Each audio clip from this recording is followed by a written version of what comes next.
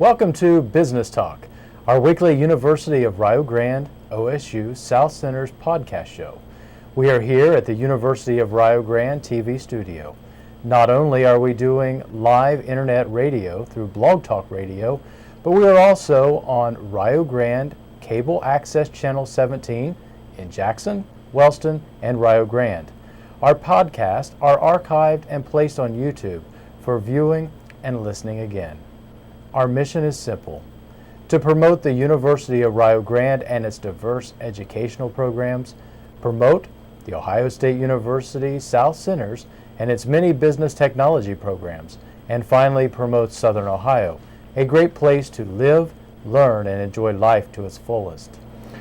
Co-hosts are Jason Winters, Director of the Center for Small Business Entrepreneurship, and Mike Thompson, Instructional Design and Media Services Director, both with the University of Rio Grande. We also have Patrick Dengel, Business Development Specialist, and Kimberly Roush, Program Assistant, both with the OSU South Centers. We are featuring Pam Casto of K&L Catering located in Gallia County. Pam and Todd aspire to have each catering event talked about for years to come, and her small business tips will be of great value to any person starting or expanding their business. Pam will discuss a number of issues on how to be a successful business. Topics include the pros and cons of owning a small business, the catering business, servicing the catered guest, catering behind the glamour, and reinventing oneself in a growing business. Pam, welcome. Thank you, Jason. Today we're going to be talking about a couple different things with small businesses. First thing we're going to start is the pros and cons of owning a small business. Some of the things that I have found with my business doing catering is some of the pros is making your own schedule. You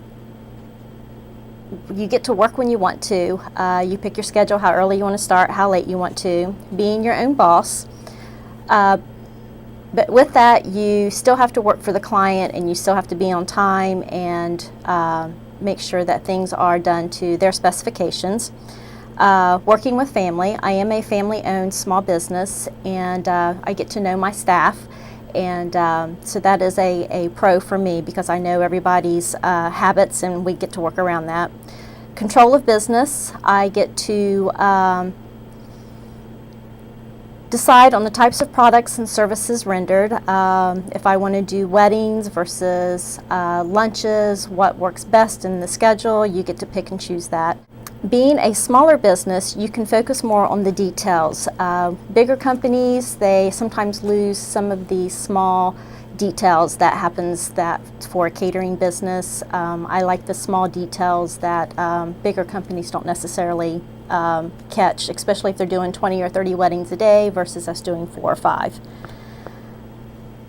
Another pro that's always good for a small business owner is vacations. You get to pick when you want to go. You have top priority and unlimited. If you want 2 weeks, 3 weeks, that's up to you.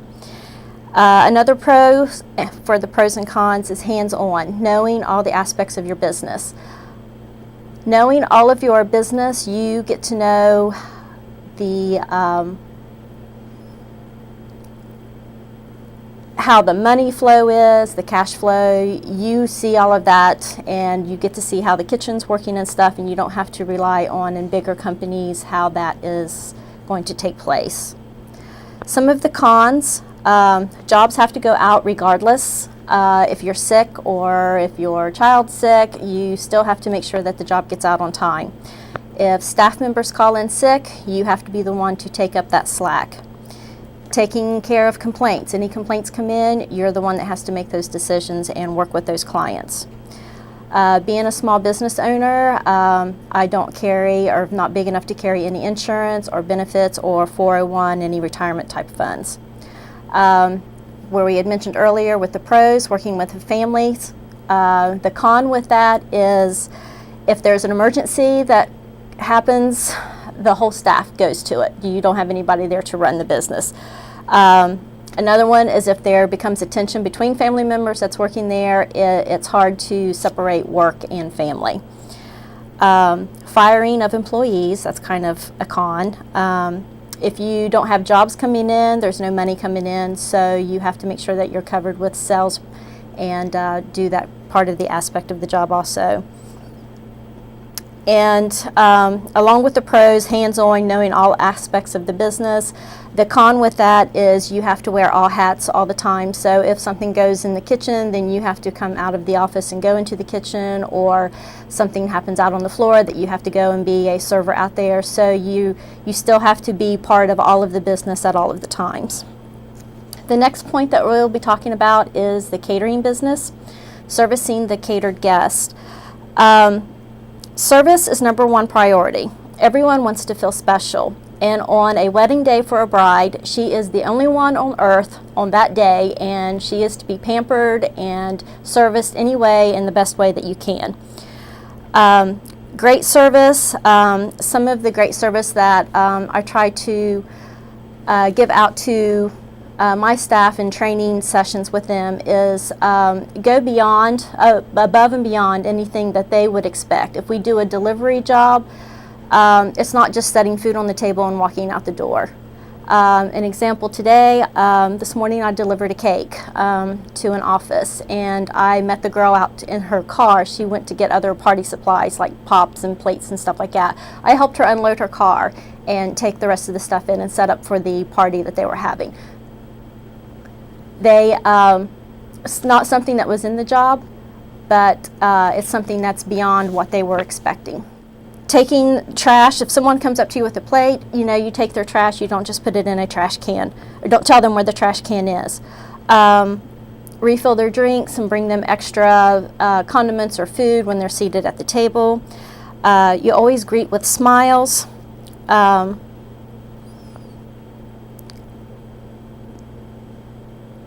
Being professional when you are cleaning off the tables or refilling drinks. You don't have to be in the middle of their conversations, and you try not to get between guests. You just kind of like get in and get their stuff and clean off the tables. Setting the atmosphere, something that catering the service, when they come in, you want the atmosphere to be what they expect. Servicing the catering and the catering business is the number one priority, and these are some of the ideals that we have, or some of the concepts of that servicing the catered guest, and this is some of the points that we will be going over today.